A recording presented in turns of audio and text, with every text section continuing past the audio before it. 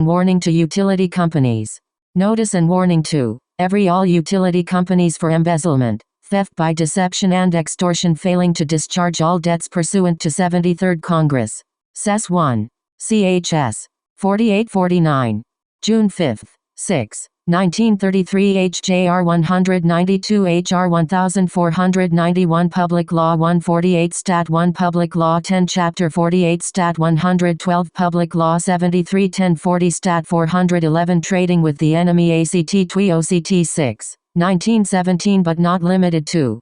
Since House Joint Resolution 192, HJR 192, Public Law 7310, was passed in 1933 we have only had debt, because all property and gold was seized by the government as collateral in the bankruptcy of the United States. In 1863 the first Bank Act was passed.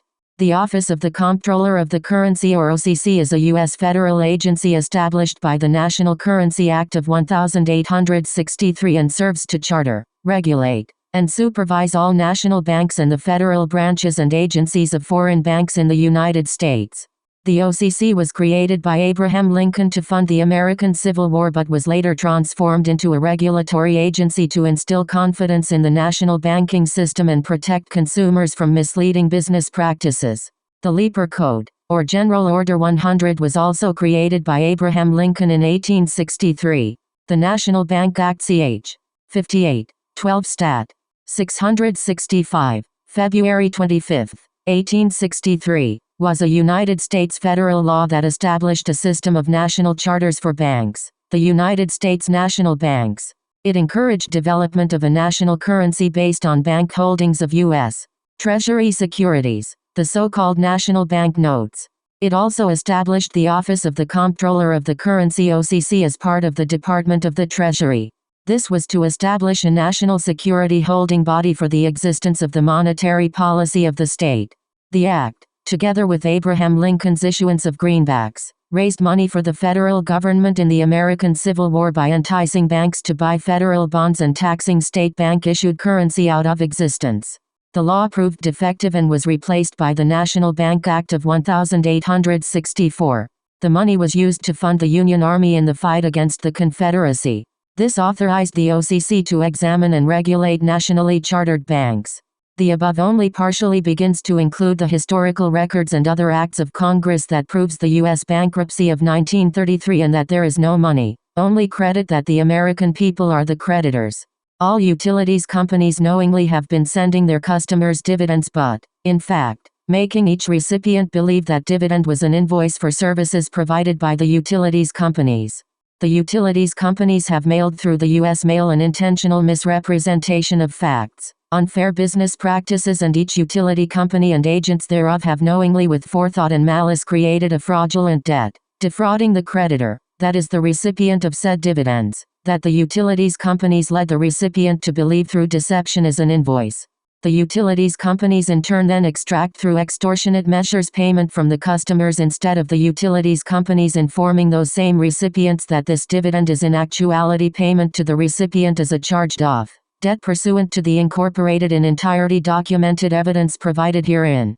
All utility companies have thus created a convertible and fraudulent debt. See analysis of a country embezzled.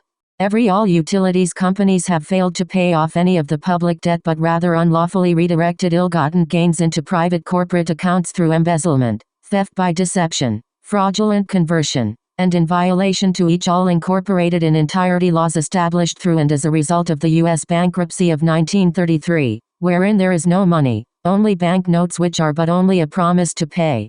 Thus all debts are to be discharged as agreed, but the utilities companies, and banks, through their greed have not discharged any debt, fraudulently making the utility customer deeper in debt by utilities companies' use of bank notes or promissory notes that the utilities companies add to the public debt side of the books rather than discharging the debts as stipulated in public laws, House resolutions, and House joint resolutions. Additionally, the alleged invoices sent to every recipient is a dividend and or a coupon to the recipient. The utilities companies all know this to be a fact.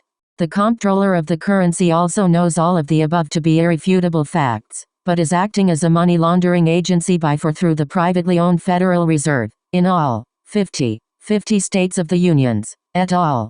The comptroller of the currency at county, state, and federal level all know the incorporated documents and testimony to be true, but have yet to discharge any of the public debt, therefore have misappropriated funds through embezzlement, theft by deception, obtaining money through false pretenses, extortion and other predicate acts since the date of comptroller of the currency inception of 1863.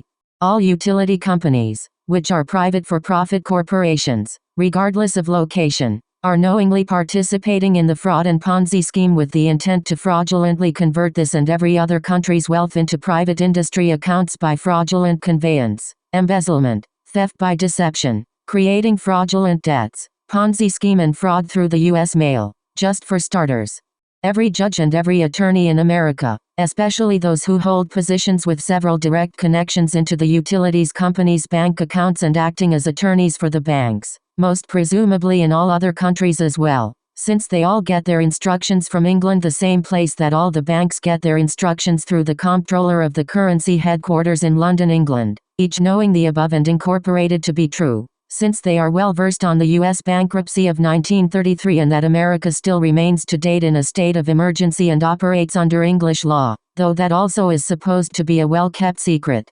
This means there is no money. It further means that since there is no money, American signatures are used as the credit to run this country.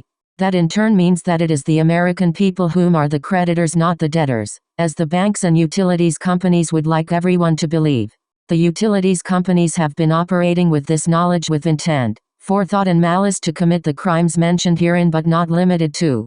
Due to the facts incorporated herein in entirety, all debts are to be charged off, including but not limited to every alleged utilities invoice, which each all have actually been a dividend, for which every utilities company embezzled payment through fraud, using extortion and other threats to discontinue service if payment is not made. These alleged invoices were dividends that every utilities company using deceptive business practice led the public to believe were debts owed, when it is a fact that it is the utilities companies who owe the American public all those fraudulently received ill-gotten gains plus the interest, stocks, bonds and other proceeds derived therefrom. All utilities companies are now put on notice that all debts are to be charged off pursuant to the stipulated and incorporated herein acts at all.